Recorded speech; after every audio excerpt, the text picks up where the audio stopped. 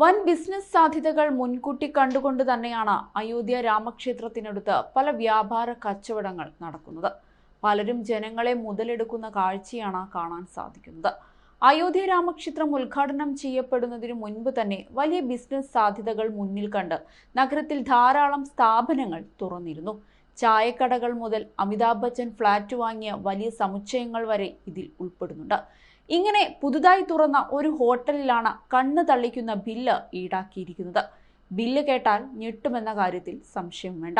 നഗരത്തിൽ പുതുതായി തുറന്ന റെസ്റ്റോറന്റിൽ 2 ചായയ്ക്കും 2 ബ്രെഡിനും ഈടാക്കിയ ബില്ല് 252 രൂപ. നഗരത്തിലെ ശബരി റസോയ് എന്ന ഹോട്ടലാണ് ഞെട്ടിക്കുന്ന ബില്ല് ഈടാക്കിയത്. ഹോട്ടലിൽ കയറി ചായ കുടിച്ചവരിൽ ഒരാൾ ഈ ചതി സോഷ്യൽ മീഡിയയിൽ പങ്കുവെക്കുകയായിരുന്നു. ഇതോടെ അധികൃതർ നടപടിയുമായി എത്തി. 3 ദിവസത്തിനകം വിശദീകരണം നൽകണമെന്നാണ് നഗരവികസന അതോറിറ്റി ആവശ്യപ്പെട്ടിരിക്കുന്നത്. 2 കപ്പ് ചായയ്ക്ക് 110 രൂപയാണ് ബില്ലിൽ കാണുന്നത്. ഒരു ചായയ്ക്ക് 55 രൂപ, 2 വൈറ്റ് ടോസ്റ്റിന് 130 രൂപയും 1 ടോസ്റ്റിന് 65 രൂപ. GSTയും മറ്റും ചേർത്ത് 252 രൂപ ബില്ല്. എന്നാൽ മുന്തിയ സൗകര്യങ്ങളുള്ള ഹോട്ടലാണ് തങ്ങളുടേതെന്ന് ശബരി റസോയ് ഉടമ അവകാശപ്പെടുന്നുണ്ട്. ബില്ല് സോഷ്യൽ മീഡിയയിൽ വൈറലായതിനു പിന്നിൽ ഗൂഢാലോചനയുണ്ടെന്നാണ് ശബരി റസോയ് ഹോട്ടൽ ഉടമയുടെ വാദം. 50 പേർക്ക് ഒരേ സമയം ഭക്ഷണം കഴിക്കാവുന്ന ഹോട്ടലാണിത്. ഭക്ഷണശാലയ്ക്ക് മുകളിൽ ഡോർമിറ്ററിയും തയ്യാറാക്കിയിട്ടുണ്ട്. മുൻ നിശ്ചയിച്ച തുകയിൽ നിന്ന് വ്യത്യസ്തമായ തുകയാണ് ഹോട്ടൽ ഉടമ ഈടാക്കിയതെന്ന് അധികൃതരുടെ പ്രതികരണത്തിൽ നിന്നും വ്യക്തമാണ്. അധികൃതരുടെ നോട്ടീസിന് മറുപടി നൽകിയെന്നാണ് ഹോട്ടൽ ഉടമ അറിയിച്ചിരിക്കുന്നത്.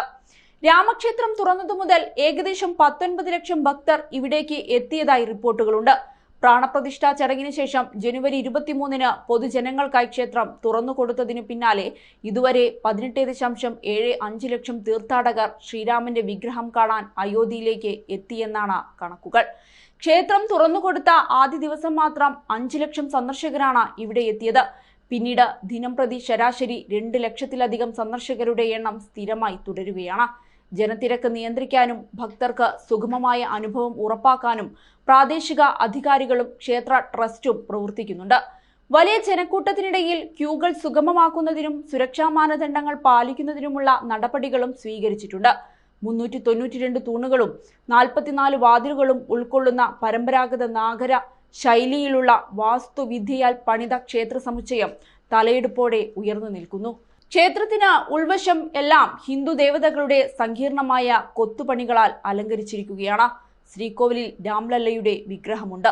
5 വയസ്സുള്ള ശ്രീരാമന്റെ വിഗ്രഹമാണ് ഇവിടെ ശ്രീകോവിലിൽ സ്ഥാപിച്ചിരിക്കുന്നത്. രാമക്ഷേത്രത്തിന് 380 അടി നീളവും 250 അടി വീതിയും 161 അടി ഉയരവും ഉണ്ടെന്നാണ് കണക്കാക്കിയിരിക്കുന്നത്.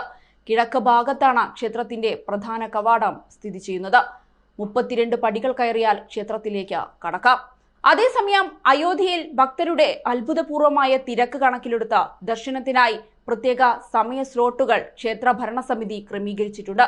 ഇതിനു പുറമെ നടപടികൾ കൂടുതൽ സുഗമമാക്കുന്നതിന് രാവിലെയും വൈകുന്നേരവും ആരതി സമയങ്ങൾ സജ്ജീകരിച്ചിട്ടുണ്ട്. 2024 ഡിസംബർ മാസത്തോടെ ക്ഷേത്രത്തിന്റെ പണി പൂർത്തിയാകുമെന്നാണ് പറയുന്നത്. എന്തായാലും ക്ഷേത്രം തുറന്നതോടെ ലാഭമുണ്ടാക്കാൻ BJPക്ക് അധിക സമയം വേണ്ടിവരില്ല.